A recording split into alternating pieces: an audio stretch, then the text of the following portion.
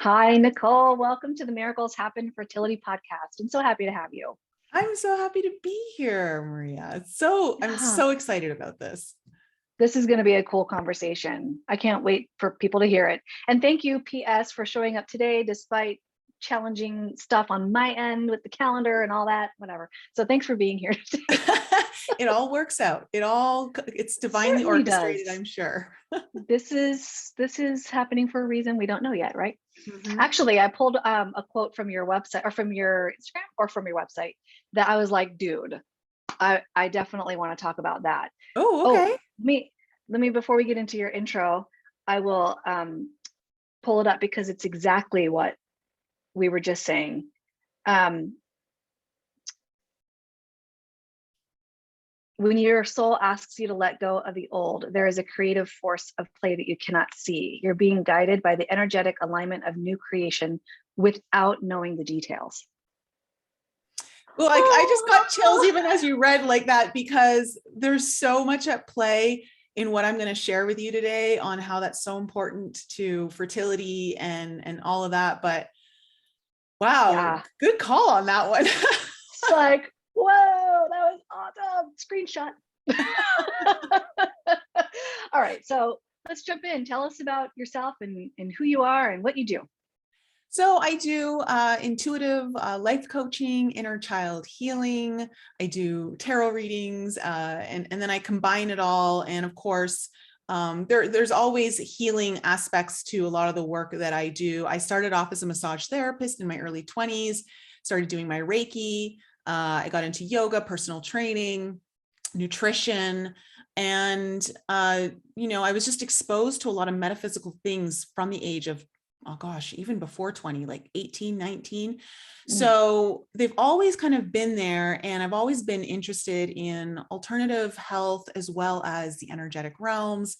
And when I finally in my late 30s, decided to have enough guts to kind of go out and do this work, like do the coaching and the healing and broaden what I've been doing, it just transformed so much for me. And it's my absolute happy place. So I love the work that I'm doing now. And all of it is based on experience for the most part. Like I would say 90% of everything that I teach or do through my healing methods with my clients is all stuff I've either learned through my meditations, mm. learned through my own personal life experiences, just things I've stumbled across on what I call the pathless path.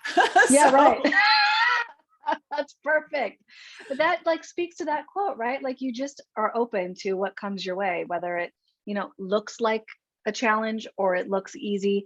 It's I all, used to not be. I got to say that I used to not be. yeah, So that's kind of how my fertility actually is what got me into this place. So yeah, the whole journey and how it starts, I used to be not that way at all. I used to be the opposite. So uh, yeah. it's been Oh, a we're in beautiful the journey. same boat. Yeah.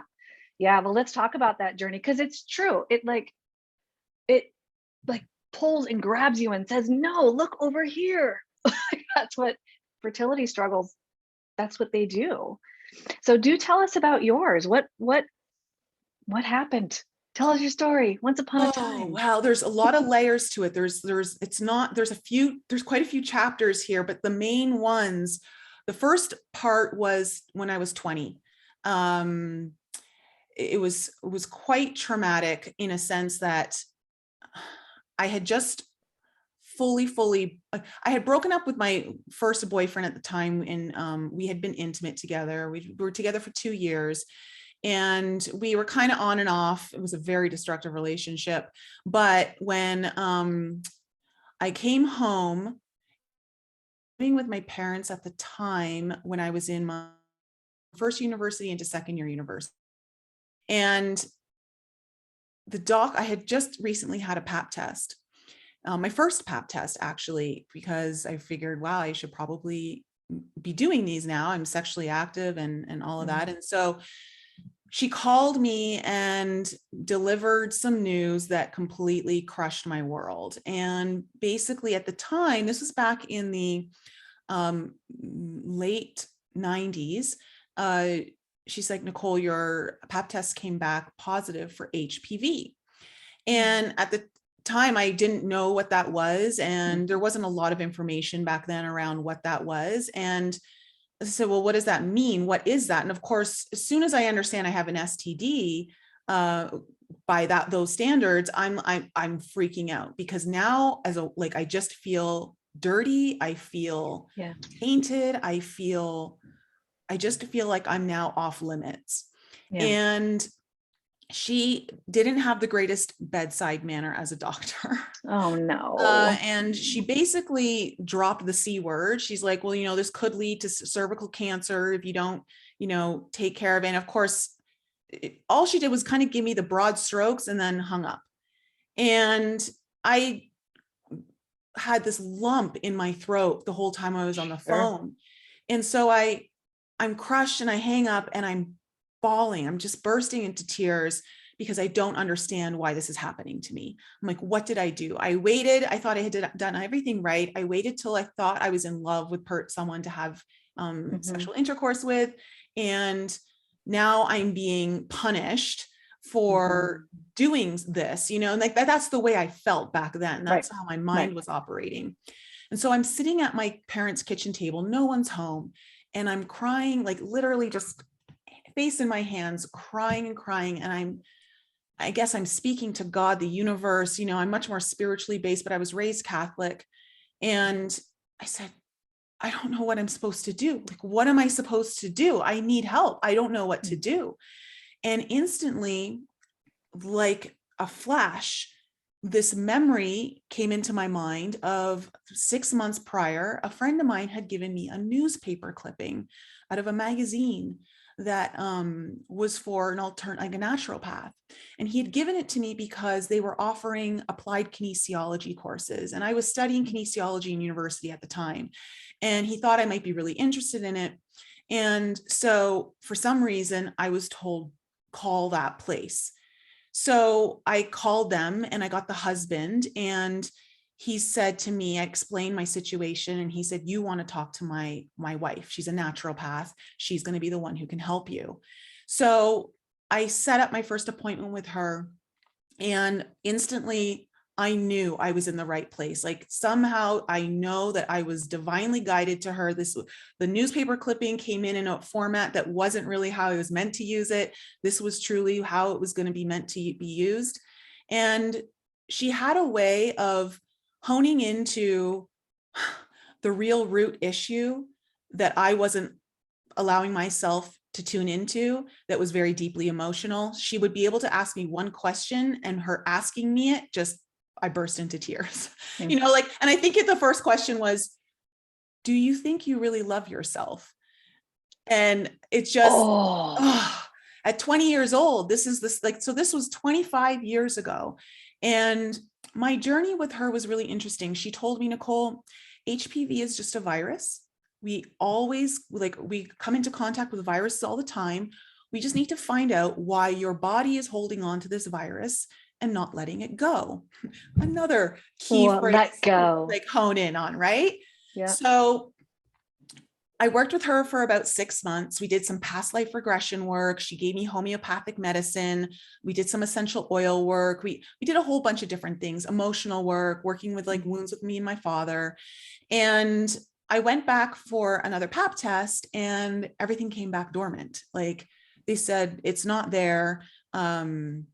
Your cells are now normal. Like my cervical cells had gone to normal. They were abnormal. And so I was like, oh, wow, like in 6 months. So I'm telling the doctor, I'm so excited because I'm like, this is what I've been doing. I had a naturopath and like worked with this kind of medicine. And the doctor was just not interested at all. Said, no, that has nothing to do with it. This thing happens all the time. And I'm like, yeah, okay. Basically you did voodoo and that doesn't. Yeah. And so that really turned me off of trusting any doctors at that point. And so I just continue to follow my own intuition. I'm like, well, I know it's working for me. So I continued to work with her for a couple of years, and then, life happens and I'm extremely busy and I turned into a workaholic. As a massage therapist at the time, I was working I was working and I was doing that and bartending at the same time. I was trying to like save up money to buy my first property.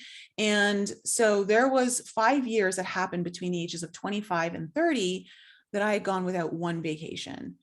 Wow. And when I had gotten another pap test, they told me the cells have gone back to low grade lesions.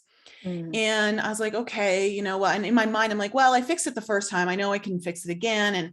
But I have this tendency to put things off when it comes to my health. And I think this is probably common amongst a lot of people. We just don't want to face the real issue.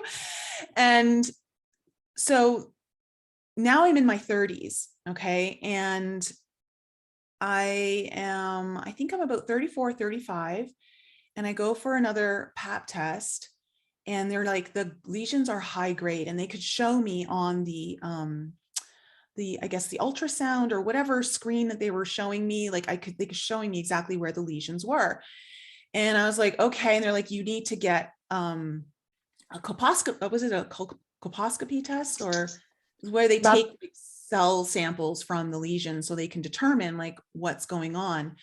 And I was like, no, yeah. And so I was like, oh no, I'm going to do that. I'm going to do that. Don't worry. And of course, you know, I don't do anything because I'm just like, you know, I just think it's going to get better, you know, like I really, so fast forward into my 40s now, still haven't gotten the test. I think I got the test once. I do remember getting the test once, and they weren't able to tell me too much other than, you know, they were low grade lesions and all that kind of stuff. And I just had to keep watching it and monitoring it just so that I didn't ever get to a place of cervical cancer. And so now in about January of 2018, so this is just a few years ago, I went to the doctor because I was now suffering from a vaginal discharge and like the smell, and I didn't understand what it was, and I didn't like, you know, never had this problem before, and it had been kind of going on for a while. And I'm like, you know what, I need to get this tested. I need to know what's going on. And so they, of course, do the whole pap test. And she says, oh, you have vaginitis. And I'm like, oh, she goes, 50% of women have this. And I'm like, really? I've never heard of it before. And I'm like, how come this isn't talked about more? And she goes, oh, it just happens. You know, you may have been with a partner that didn't agree, like your chemistry, your bodies just didn't agree and threw off your whole system. And I'm like, okay. And she's like, all you have to do is just take some antibiotics and you'll be fine. So at the time though, when she tells me this, she's like, we do have to talk though about the black spots on your cervix. And I said, the black spots? She goes, the lesions, you have black spots at 11 o'clock on your cervix.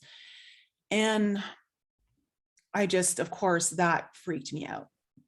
And so I'm like, okay. She's like, you're going to need to get this tested. And I said, okay. So I leave and I get the antibiotics and I'm like, okay, Nicole, you have to get this test done. You have to get this test done. I don't get the test done. And I am sure like everyone's like, what the heck is wrong with you? Like, why are you not getting the test? I'm paralyzed in so much fear. That's the reason. Yes. I don't want to know. I'm so scared. I don't want to know now because now it's gotten really bad.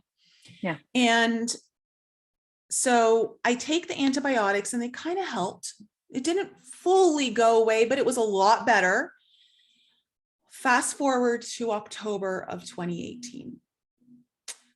I unexpectedly got pregnant with my person. I was dating someone at the time, and I don't know how to explain. It was very, very, very, very early on in like just happened pregnancy. And in a way I was like, oh, wow, is this how it's going to happen? Like, maybe this is when I become a mother, you know? And the craziest thing happened. I work with tarot. Okay. Yeah. And I also like you, I have a podcast. So I talk to people who are intuitive all the time. Yeah. And someone said to me, Nicole, it feels like twins, or there's something about twins or something.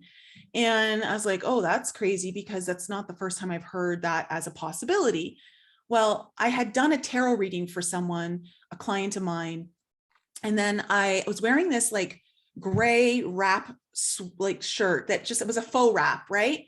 Yeah. And so I went to go to the bathroom to pee, and a tarot card falls out of my shirt. And it was I the love 6 this. of cups. And I'm like, you've got to be kidding, with 2 kids on it, right? And so I'm like, it's literally sitting in my belly. It's sitting in the pouch of the wrap shirt, like over my belly. So Oh I my was like, God. this is weird. And so I'm like, okay, you know, and so then a couple days later, I go for a walk, and it's a hike. It's very easy hike, nothing strenuous, but my lower back starts to hurt.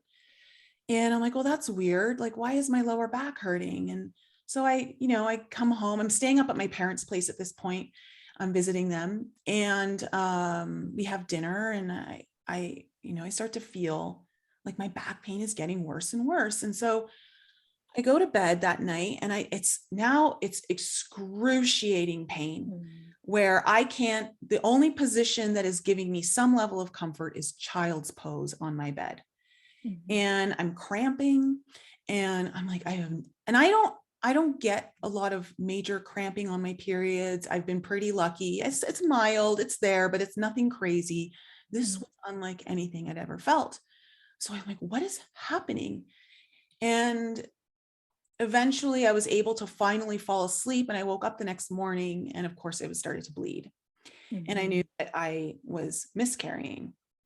And it just devastated me to the point where I'm like, didn't understand my own devastation, because I wasn't planning it, and it was so early. And of course it's sad, but I also I was devastated. And so this caused me to be really concerned about, like, am I going to be able to have kids? Is there something wrong with my uterus now? Like, what's going on with me? Like, why is all this happening? So this is where I finally go back to the doctor, and they say, one, because the vaginitis was still there, but the black spots were still there.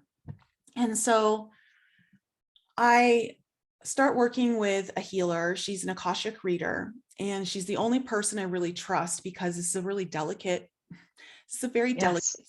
situation. And she says, so she starts working with this. She says, Nicole, you really,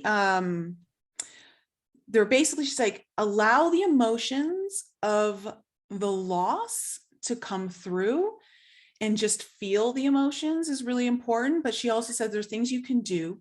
You can start to work with light, particularly blue light, the Archangel Mother Mary. And because I really kind of do believe that, we have galactic assistance from other places, other star nations. I resonate a lot with the Pleiadians. She says you can call in the Pleiadian mothership to assist in your healing for extra help.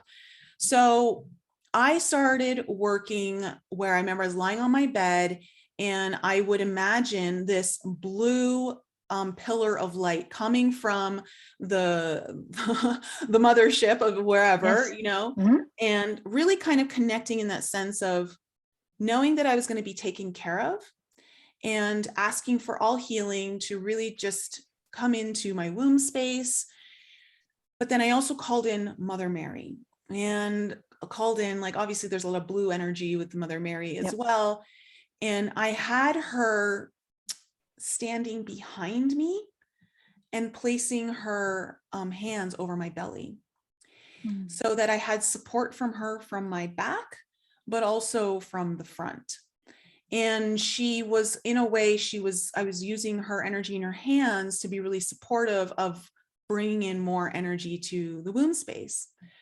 So I was doing this on a regular basis.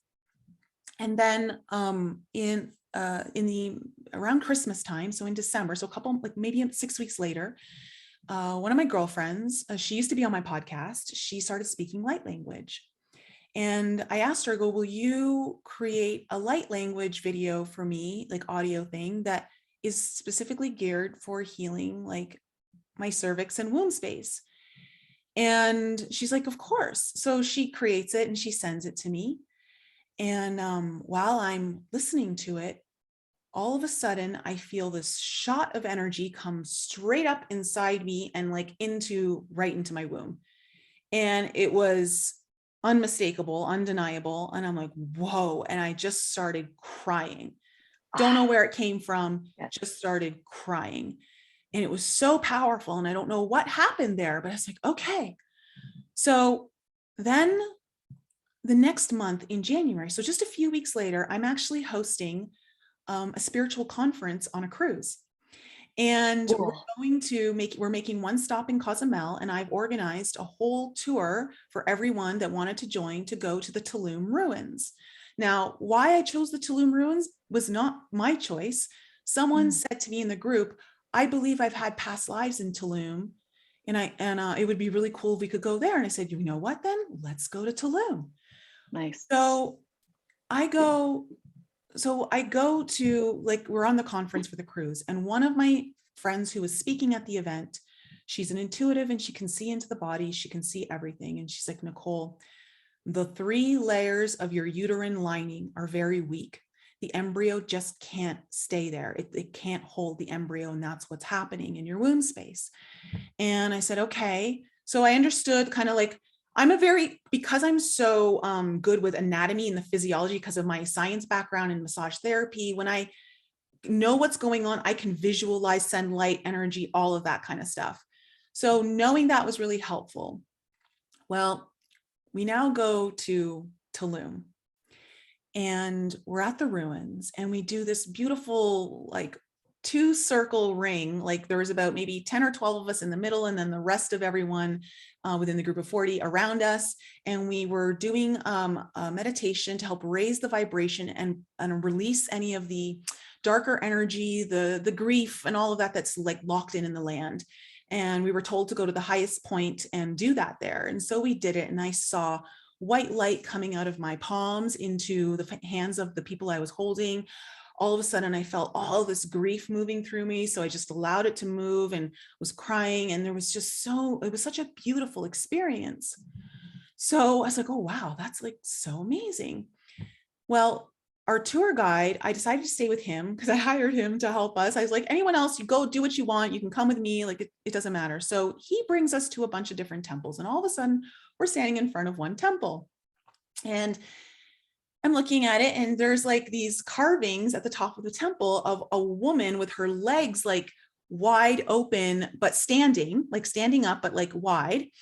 And there's a baby's head coming out. And Wow.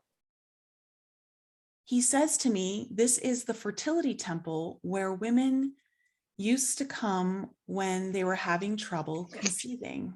I'm getting chills. As soon as he said that, I just like looked at him and I go, you've got to be joking me. It was almost like clockwork. As soon as he said it, all of this energy in my sacral and root chakra started stirring, and it started swooshing. And I'm like, what is happening to me? Like right now, like, I'm like, oh my God. And I grabbed my girlfriend's hand. I'm like, hold on to me, because I don't know what's happening inside of me right now. And so there was all this like energetic healing happening. Now, what I should have mentioned before I told you this part of the story was one of my friends who interprets light language said to me that when she heard my friend's light language session for me, that she saw me at the Mayan pyramids Oh, shit. in a past life, where I was suffering like a truncated birth on the beach. Oh my God. And that I was working with plants, and I was kind of like a plant medicine woman and all that. And it really resonated with me. So I didn't know though where it was, like, and I'm almost certain it was very close to Tulum, where this all happened, because there must have been a reason that my body was activating. There was some sort of cellular memory, energetic signature that my body was reacting with. So I come back from that trip, and I have a session with my healer, my Akashic reader, and I tell her what happened. And she said, did you did you plan to go to Tulum? Like, did you know you were doing all of this? And I said, no, it just kind of happened, like I was actually going to go somewhere else. I was going to take them on a different tour. And some girl in the thing said, oh, I had a past life. I want to go here. So she's like, there is something guiding you that's so big. She goes, she's like, your guides are saying right now that the healing work that you've done already in conjunction with the Tulum activation and the light language said, within 10 months, you will be healed. Oh, This was the end. wow. This was the end of January of 2019. And she goes, but even you don't need to be, you'll actually be able to have children before that if you want. And Wow. so I think, oh, like, that's great, but of course, like, it just so turned out that the guy that I was dating, we kind of ended things. And so there wasn't really an opportunity for that to really happen at that point. However, come October again of that year, which was about 10 months later, because it was the end of October, the vaginitis is coming back really strong again. And I'm like, I don't like this. Like, what is going on? So I go back there for that reason, completely forgetting that it's the 10-month Oh, yeah. time frame. So I go in and I get on the table. She's like this. She goes, okay, just, take off your clothes, put the blanket over you, feet in the strap, and I'll be right back. The doctor will be right with you. So I do all that, and I'm sitting on the table, and all of a sudden I start to feel really strange. And I start to get really scared. And I start to wonder where my parents are. And I feel like I am 6 years old. This was so distinct to me. And I'm like, why do I feel like I'm 6 years old? And why do I want my parents to be with me right now? I don't want to be alone. I can't remember saying, I don't want to be alone. I don't want to be alone. I don't want to be alone. And I started crying because I didn't know what was happening to me. I'm like, what is this? And I, my logical mind is now trying to like override what's happening, saying, Nicole, this is a regular pap test. You've done this several times, like, it's a woman doctor coming in. Like, there's nothing to be freaking out about. And I was like, Nicole, get it together, get it together. And then finally the doctor walks in the room, and I'm kind of just like composing myself. And so she does her test, whatever. And she's like, okay, we can give you more antibiotics for the vaginitis and all that kind of stuff. And I'm like, okay. And I said, well, what about the black spots? And she said, what black spots? I said, well, there were black spots the last time I was in, like a year ago, at 11 o'clock is what, the doctors told me. And she goes, well, there's no black spots anymore, Nicole. Wow. And I was like, wow. So in this moment, it's a catch-22, or it's like, I'm amazed because I'm so happy that the healing is actually working. The cervix had healed itself. No abnormal cells, no lesions, nothing. But now there's something else happening, but I don't know what it is. Mm-hmm. And so I'm starting to wonder if something happened to me as a child that I don't know about. Mm-hmm. And so I decide to go into meditation with my inner child. This is something I've done a lot of inner child work. My inner child actually showed me how to do all the inner child work, like in meditation. She's amazing. My inner child's like so smart. And like I've been working with her since 2016. So we're now like at the end of 2019. And she basically, she's letting me know something happened. And so I'm scared because I don't know who it is. And I'm scared that it might be the person I don't want it to be. Like, I'm like, is it my dad? Is it like, what is it? And so I have another session with my healer, and she's like, something happened to you around the age of 5-ish, somewhere around there. She goes, it's an older man. She goes, I can't see exactly who, but something happened. And so I was like, okay. She goes, you've got to just allow whatever's coming through to come through and work with your inner child. So finally, I got up enough courage to say, I'm ready to know. I'm ready to know what happened. And I started getting some visions in the meditation that I believe it happened at my grandparents' house with someone who was not in my immediate family. They were kind of outside. They were part of the family, but they were more deep, like much further extended, and didn't live in the same country as me, but they were visiting that summer because there were 3 weddings that summer. And I was up in one of the bedrooms with him, and I remember seeing his, they were like tennis socks or soccer socks, like athletic socks. I remember seeing his varsity ring on his middle finger. And I just knew something, I was being touched in the places I shouldn't be touched. And so I said to her, I go, who is it? You know, and so she brings me into my Akashic records, and we find, so the way I go into my Akashic records is because the forest is my safe place, like it's where my inner child and I love to go. I always see like a really big tree, and we go through like almost like a portal within the tree, and we go down these stairs into the ground, into the root system, basically. And there's like a library down there, and there's tables, and I see regular old style, like dusty books. But then I also see behind that a digitalization of layers of dimensions of books beyond that. And I can pull anything from those dimensions that I want. And so we take a book that has an Ankh on it.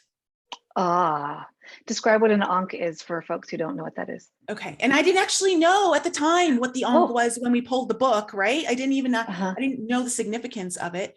But the Ankh is a symbol that was used, I believe, like in the Egyptian Egypt, Egyptian times, and it represents actually the masculine and the feminine, where the masculine is entering the feminine, and there's a part there that actually represents the cervix, where the masculine and feminine come together.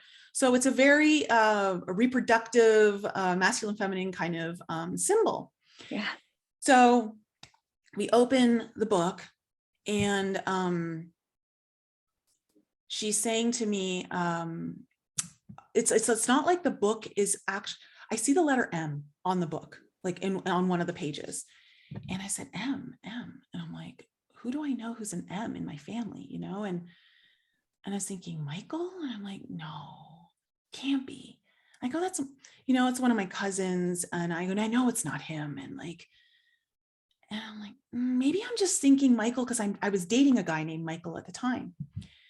And I was like, oh, it's just probably because I'm dating this guy. Like that's the first name that came in. And all of a sudden my inner child stomps her foot down on this. She's standing on a chair so she can see the table as well. She stomps her foot down, and she's like, no, I need you to listen to me. I'm trying to help you. I'm like, okay. So you're the boss. So I'm trying to get more information and all that. And I'm just like, I don't know who this is. I can't pinpoint it. Right. So I do some work with her in the Akashic records, like some energy clearing and all this kind of stuff. And then I have another session with my healer. And so I'm telling her the information that came through. And she's like, Nicole, he's very extended. He's a lot older. And she goes, I'm getting the name like Mickle, Mikey, Mickey. And I was like, oh my God, that's it. And it was one of my mom's uncles. Much older, yeah. Much older.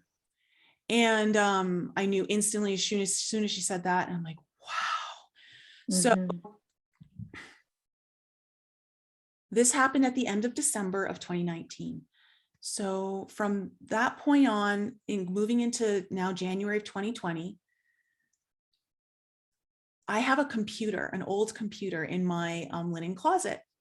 And on that computer was the story of my grandfather had put together a document that highlighted the story of my Nana and her 3 brothers they were born in Burma, and their trek from Burma when the Japanese invaded to escape to get to India. Wow. And I kept getting this message, open up the computer and read that document. And I was like, okay, yeah, I'm going to do it. I'm going to do it, and, the weeks start going by and I keep getting this message, but I'm also trying to heal, like understanding, like, this man took away my innocence. Like, he stole this from me, and I got like this anger, and, and I'm trying to move through it. I'm trying to do all this healing work on my own with my own inner child. And I'm doing work and I'm doing all of that, but I keep getting this message, open up the laptop. So after 6 weeks, I finally decide to open up the laptop. Now, this happened to me around the age of 6.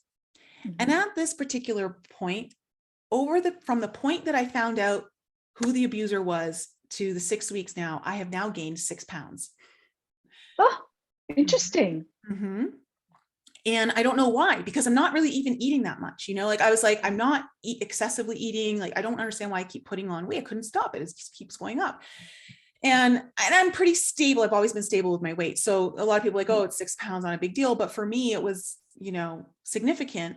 Notable. It was notable. So I open up the laptop and I start reading the document of the story of their life as children. And I start to realize how much he went through. He was 12 years old when this happened. And the trek was extremely treacherous. They had to face the jungle that they had to trek through. They got stopped. They should have been able to make it through within a week to India, but it took them 7 months because of the monsoon season came in and totally wiped out a lot of the pathways that were allowing them to cross through the mountains and the rivers that they have to cross. So there was unpassable, and people were dying on the path of dysentery and all that. In fact, both of their parents died from dysentery. They had to leave their parents behind. Children and mothers were being raped by like, I don't know, people along the path. Like, I don't know if they were like natives or what, but it was extremely traumatizing. Sounds like a movie. Yeah, it's crazy. So I'm reading this and I'm crying because I'm starting to realize what he must have gone through as a child. And knowing how deep the inner child work is. When I work with clients, I know how powerful it is and how transformative it can be when we do it. But when you're not doing it, it causes so much pain and suffering. And so I start to realize, and then they get to India and he gets put into a boarding school at the age of 12, because my Nana, who was 16 at the time, and her older brother, who's 18, couldn't afford to take care of him. They needed to put him in school. And apparently the government at the time was paying for it. And so they were able to like put him and his younger brother in the boarding school. I instantly knew, I got this knowing he was abused in that boarding school, sexually abused. I could feel it. And I knew exactly why he did to me, because of what happened to him. Now, I'm not saying that's an excuse by any means, but there is this thing that happens with victims where it can often become something that you gravitate towards, because your the way you've been sexualized is through really traumatic ways, and there's this weird power struggle and all this other stuff that happens. And so I instantly got the message after reading this whole document: go into meditation, and with the intention of forgiveness. And so I sat there with this blanket around me, and for 2 hours, I cried and I cried. The blanket was soaked, absolutely soaked. And eventually I just understood. And I heard myself through meditation saying out loud, I forgive you. I forgive you. I forgive you. And in that moment, I heard chains break, and I felt them break across all DNA of my ancestry. Beautiful. And it was such a powerful moment. And I realized how important this healing was, not just for me, but for him and for everyone else in the family. And future generations. I felt like he was liberated. I felt like he was set free in that moment. Like I could feel his soul, very regretful, and also just a lot of self-hatred for himself for doing that. And so one thing I noticed through the inner child, though, so over those 2 months, my vaginitis disappeared. Mm-hmm. Just gone. All of a sudden I realized I don't have that anymore. What did it what happened? So that was like a major thing that I love to go into deeper with you. But the other thing that which was very interesting, as soon as I was done crying, I don't know why I did this. I can't explain it. It doesn't make any sense, but I went to go weigh myself, and I had lost 3 pounds since I started the meditation. Whoa. I woke up the next morning, all 6 pounds were gone, and I never gained them back. Wow. Fast. It's like energy has weight. All of that grief had Very weight, heavy. literal We weight. can all like understand how heavy those emotions are. Yes. And how absolutely fascinating. Yeah. So I had to release that, and it all came through the forgiveness. But of course, I had to be ready for that forgiveness. It's never something you can force. But I knew, like, I kept getting those intuitive hits. Open the laptop. And that's when I understood, and my compassionate heart was able to open. I was able to see through a different lens, like all those things. Yeah. And so from what I've been told now, like, having children is not a problem. My uterus is very healthy, very strong. The uterine lining is very strong. The black spots are gone. The vaginitis is gone. And it's been incredible. That is absolutely amazing. Yeah. You know what I love about this story too, and I just want to highlight this really quick, interject real quick before you continue. One of the things that I think that most people can relate to is that you have these intuitive hits. Like, you and I are not special because, you know, we're intuitive. Everybody is, right? Mm-hmm. But what we all do too is we get these intuitive hits and go, nah, that's not that. Okay, I'll do it. And then, like, 10 years passes or whatever, and then we follow up on that intuitive hit because for whatever reason, and it's usually the exact right timing. But I think that people can really hone in on that, like, you do have intuitive hits and you can trust yourself and pay attention to them. I like to say, make it an experiment, like, even if you don't believe this shit is real, just have fun. Like, yeah. Don't make it so serious. Here's the thing. See what happens. Here's the thing that I always say when it comes to intuition, and people like, oh, I never get it right. Or sometimes it's right, but it's not right all the time. And I'm like, when have you ever made a decision in your life from your logical mind where it's been right all the time? Yeah, right. Exactly. Come on. No one has 100% success rate with that. Right. No. But we seem to like our intuition should be 100% success rate. Absolutely. Yeah. Those standards for intuition. Mm-hmm. Yeah. There's a lot of stupid decisions I made when logically I thought I was making the right one. Yeah. Absolutely. Yeah. Absolutely. Or logically, I knew it was a crappy decision, but I did anyway. Exactly. Yeah. Anyway, sorry, go ahead. No. So one of the things that I do, and I work with people now, like, because I do a lot of healing, especially with sexual abuse victims. Yes. I had an outpouring because I was actually very open on my YouTube channel, and I did a raw and real series, and I documented it as I was going through the healing of what was coming. And I couldn't believe how many people reached out to me to book healing sessions because they were starting to remember. Like, they're like, the same thing happened to me. I didn't remember till I was like 37, or I didn't remember till I was in my 40s. And I thought nothing had happened to me. And then all of a sudden these memories come flooding back. And it started to really dawn on me how pervasive this problem actually is. Yes, it is. The reason why I'm saying this, and if you don't mind, I'd like to, because I have this book. I don't know if do you have this book? I don't have that book. I highly suggest it, girl. I got to add it to my library. So, man. This is always spot on.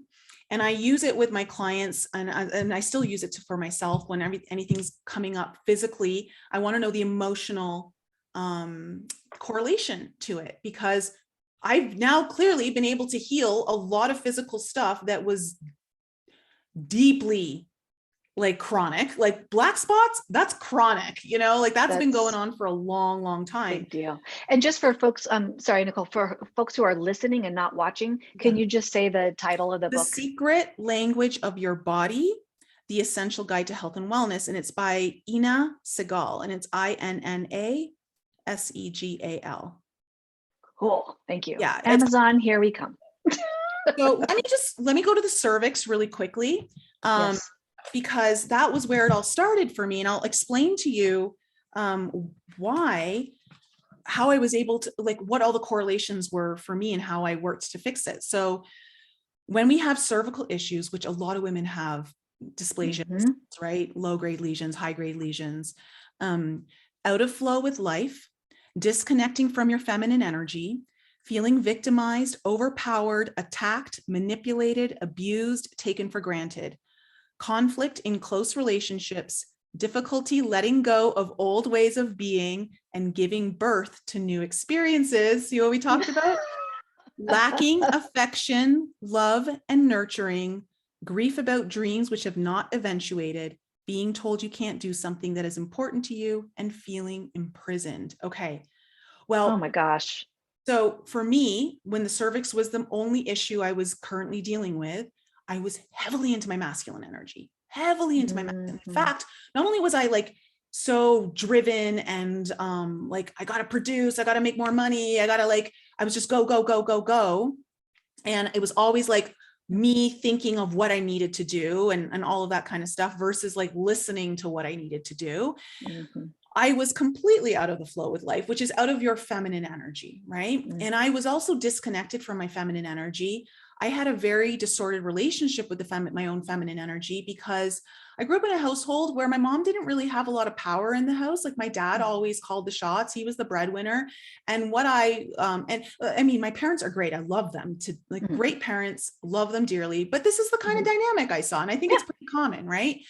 And so I actually despise my mother's role, like in a sense of she had no power. So I'm like, that's never going to happen to me. So I thought I have to be like a man. So I completely disconnected from my feminine. And I see this actually in our society is that a lot of women, especially through the later phases of feminism that have kind of distorted what the true meaning of the feminist movement was, is that they're trying to like become the be like a man versus actually embracing your feminine powers and letting that be everything, you know? And this is something that I had to reconnect with. Now, the reason why things got worse for me when like they healed, but then, you know, low grade, high grade, and then black spots was in my early to mid 30s, I was in a relationship with a guy. We lived together for 3 years and he was an alcoholic.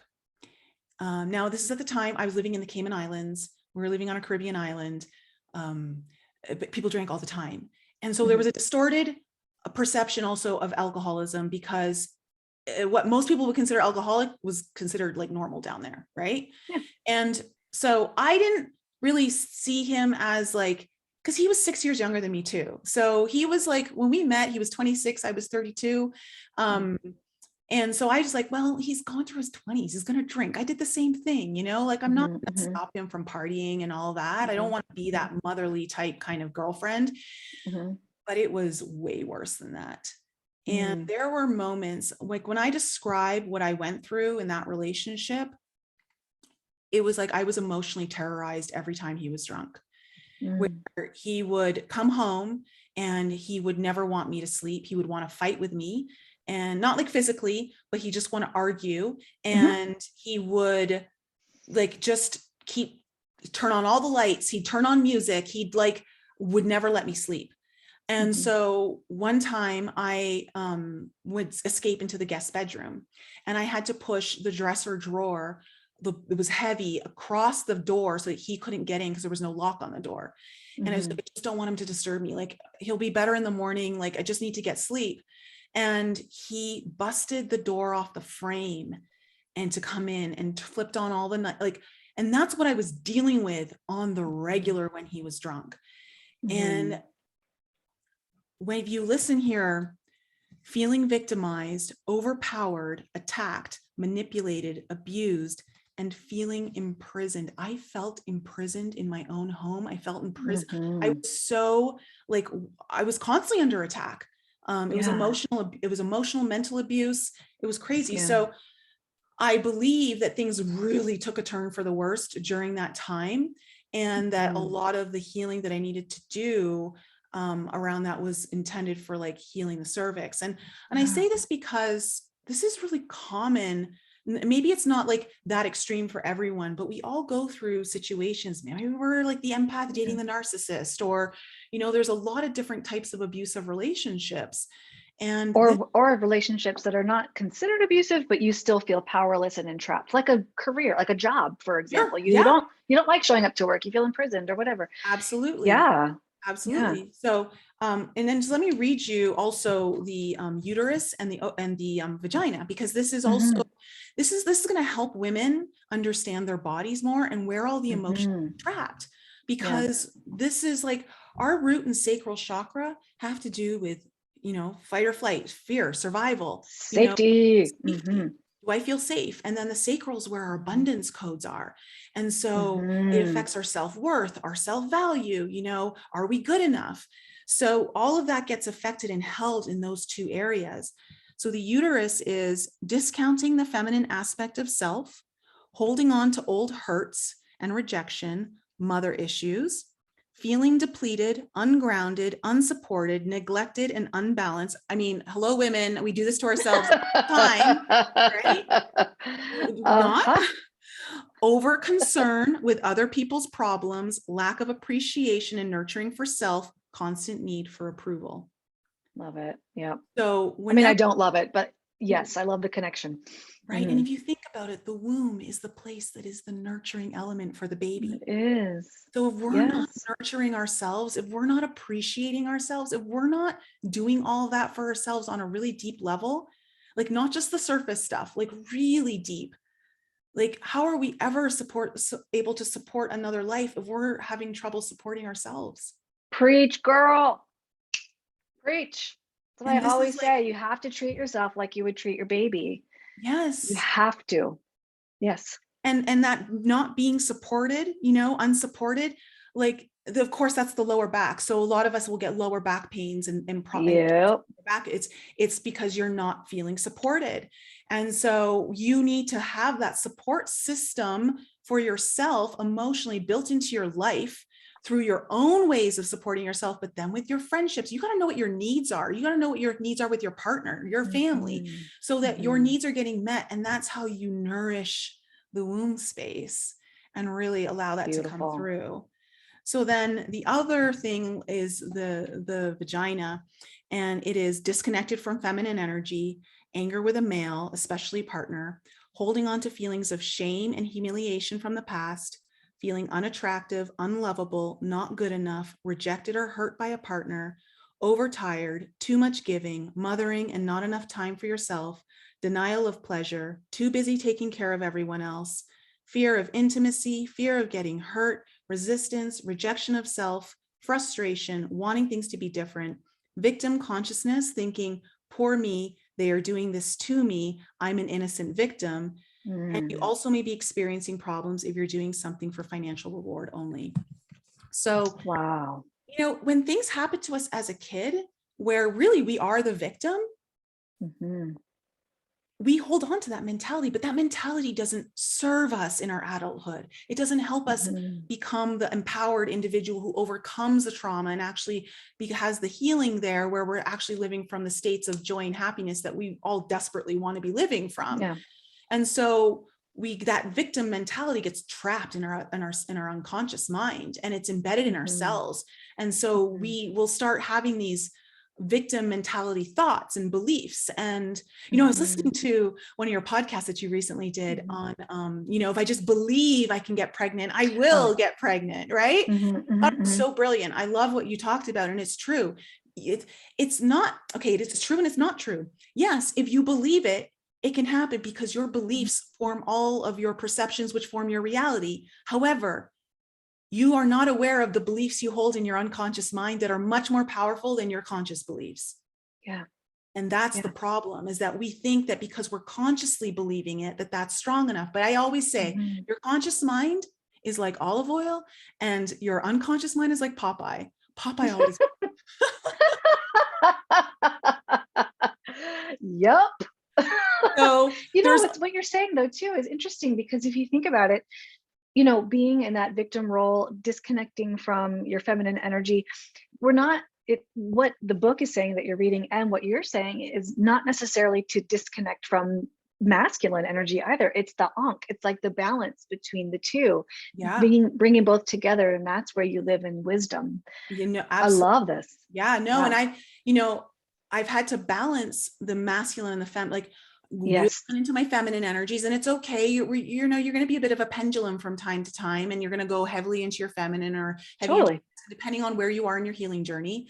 But ultimately you want to integrate the two. They need to be in harmony with one another for you to have that optimal health in your body, because the masculine energy is what allows us to have our focus, our clarity. It gives us direction. It allows us to actually bring manifestation into this physical reality. The feminine energy is the nurturing, it's the caring, it's the abstract. There's no lines, it's all blurry, but it's creative, and there's flow, and there's, and it gets to be, but the masculine becomes the container for all of that. And so when we allow and understand the beauty between both and how they work in natural harmony with one another for the most optimal results, that's why it's like, it's so important for us to understand, where are you at with your masculine energy? And one way to ask is like, how do you feel about men?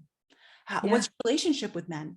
Because if you don't have a healthy relationship with men, you don't have a healthy relationship with your own masculine energy. You reject it all the time. Yep. And I see this a lot in our society too, like a lot of the man shaming that's happening right now in our society, and like turning men into the demons. And it's working against us as well, because we all have that masculine energy, and we can't do that. We can't do that to our men, and we can't do that to ourselves. We've got to be focused on the solution, not the problem. So this is like, it's so important. And so that's why, like, from an energetic standpoint and an emotional standpoint, there's so much happening that's unseen, but it's so powerful when we actually take it and work with it. It is. Wow. Absolutely. I can tell that people who work with you are just flooded with beautiful energy and information and all kinds of growth. And there are a couple of things that I want to ask, or one is a comment and the other is a question. Well, let me just start with the question. So you've talked about a lot of different metaphysical things, spiritual paths that you took to heal. And I want to be succinct and concrete for folks, because when people are dealing with the craziness of fertility issues, we tend to want to grab all the things. I'll do this, I'll do that, I'll do whatever you tell me. I just want a fucking baby. All right. So I want to be able to tell people, okay, you don't need to do all the things. How do you, from your perspective, how do you guide people to choose what's next for them, like specifically for them? What do they need to look at, or what could they get curious about and draw into their life first? That's a great question. It really depends on the emotions. I think wherever emotions are coming up most prominently, help guide me in like how to guide them on what needs the most priority and focus at that time. I think one of the first things that any one woman can do is start reconnecting with your feminine energy. That is first and foremost. And oftentimes, and I say this because when we connect with our feminine energy, we're connecting with our intuition. Yes. And you will naturally start to tune into things that you are picking up, that you feel guided to do. And so it's not about like focus, like looking at, the standardization of methods that everyone else uses and just like going, knocking them off 1, 2, 3. It's about, okay, you may have some choices here. And that's like, I've provided some options. And there's another one I actually haven't talked about that I will in a second, because it was super powerful. Is you then start to resonate, you allow your body to tune into what it really needs. And we as women have to know our bodies and be tuned in, especially when we're wanting to like bring a baby in and like give birth to it. Yes. It's like, you've got to be really tuned into your own body's needs, right? Because that baby is depending on you knowing what the body's needs are.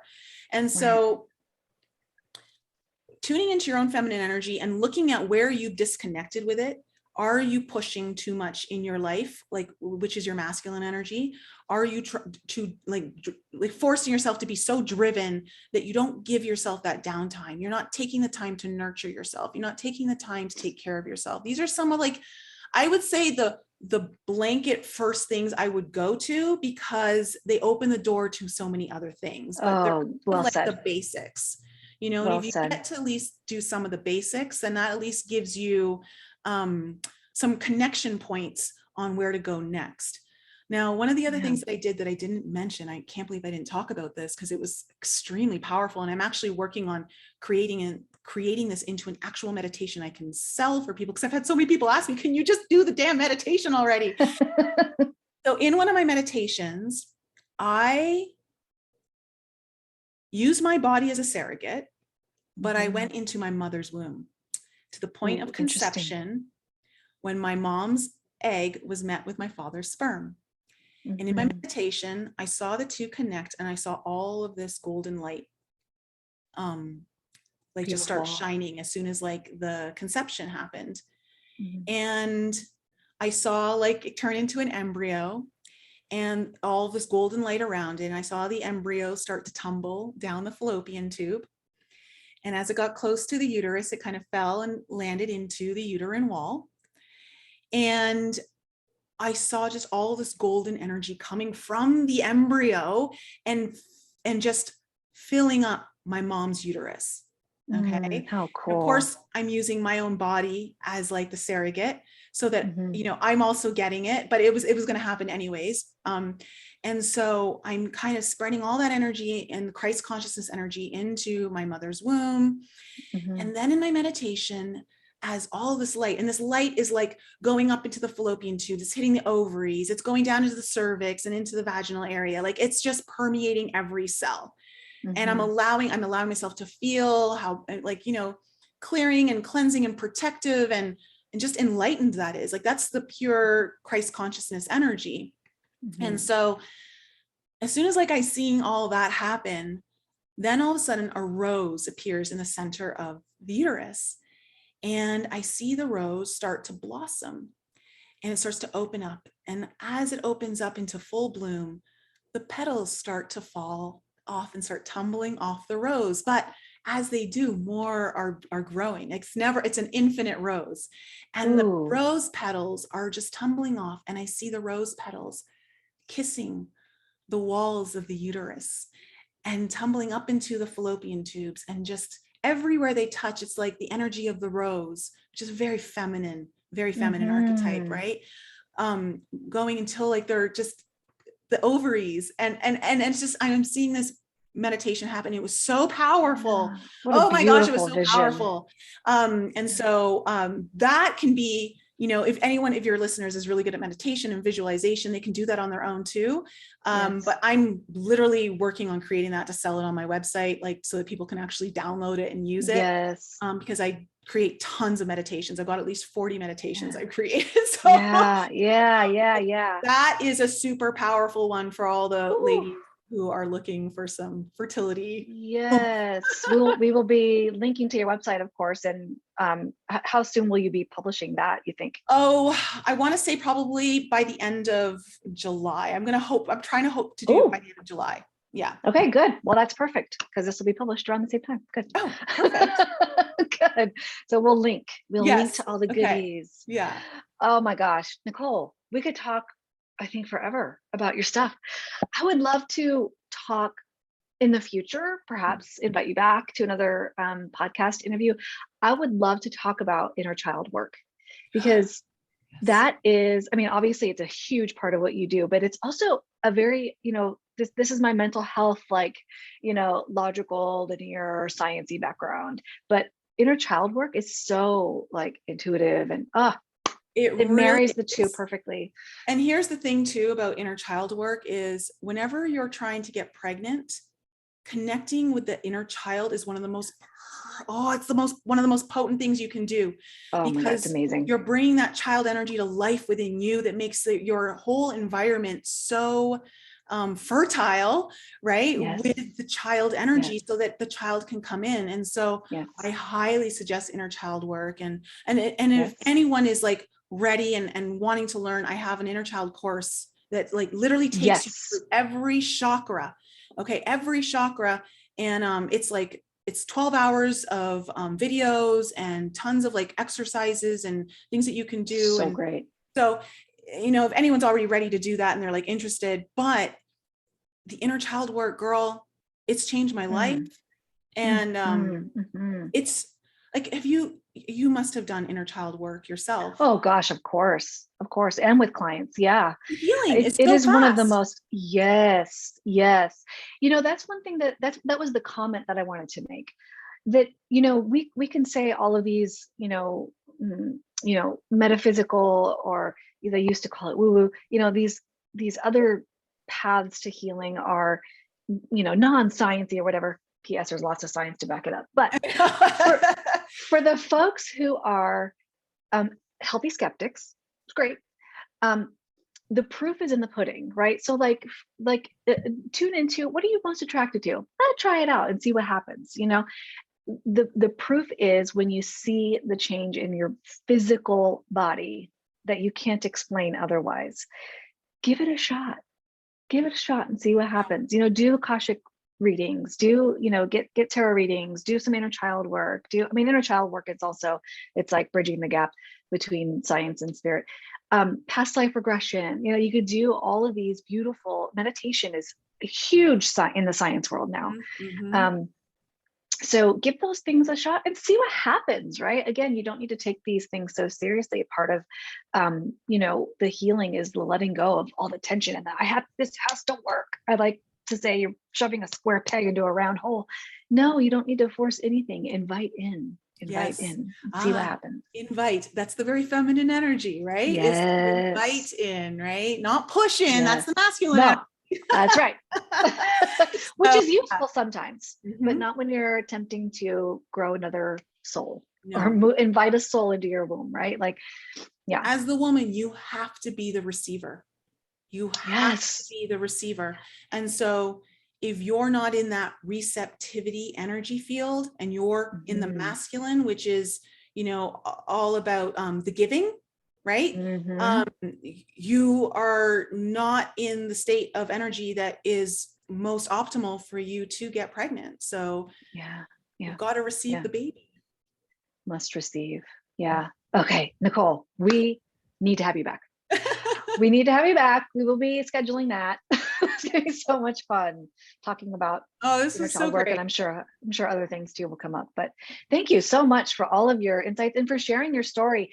That's one of the things too that I wrote in my notes for this interview today.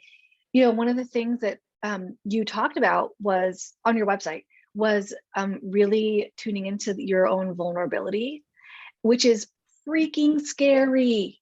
When you're dealing with healing work, it's so scary to, just think about the physical state of being, at an OBGYN's office, everything showing, your spread eagle, somebody is coming into your physical space.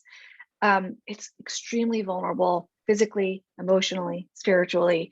And so for you to share your story in this way, and you have a book coming out too, right? You're working on it now. I'm actually working on 2 books. They're not exactly close to coming out yet. I have been working on the one that tells the story that I've shared with you today, the fertility one, because I just think it's so powerful. And I think that women need to understand how, when we actually can take back control of our own body by releasing control. Well, we need to just end right there. Yes. It changes the game. It changes the game, but we're all capable of doing it. And you know what? We have all that instinctual and innate energy of and wisdom that's dormant in us. But the more each of us tells our story, the more we awaken it within others. So Yes, that's what I appreciate. Thank you so, so much. All right, so everybody, check out the show notes, all Nicole stuff. And how do you pronounce your last name? Is it Frolick? Frolick. Frolick. Frolick. Okay. Nicole Frolick. She's on Instagram, Facebook. You're like everywhere. I'm not on Facebook, but I'm on YouTube. Oh, you're not on Facebook. Instagram and TikTok. Yeah. YouTube, Instagram, TikTok. Perfect. Is anybody on Facebook anymore? I don't know. I know. I got off a year and a half ago. I know.